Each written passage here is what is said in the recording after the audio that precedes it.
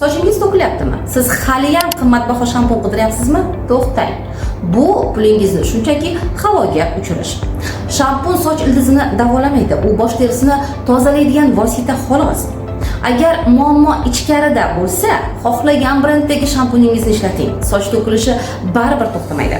Sababni tashqaridan emas, ichkaridan izlash kerak. Soch bu organizmning ko'zgusi. Uning to'kilishiga asosan mana shu 3 ta omil sabab bo'ladi. Birinchidan, organizmda temir, feritsin yoki vitamin D tanqisligi. Ikkinchidan esa oshqozon hazm tizimidagi muammolar, ya'ni siz iste'mol qilayotgan foydali ozuqalar shunchaki so'rilmayapti. Va uchinchidan esa surunkali stress hamda gormonal disbalans. Agar sochlaringiz qalin, sog'lom va porlab turishni xohlasangiz, tashqi parvarishni ichki salomatlik bilan birlashtiring.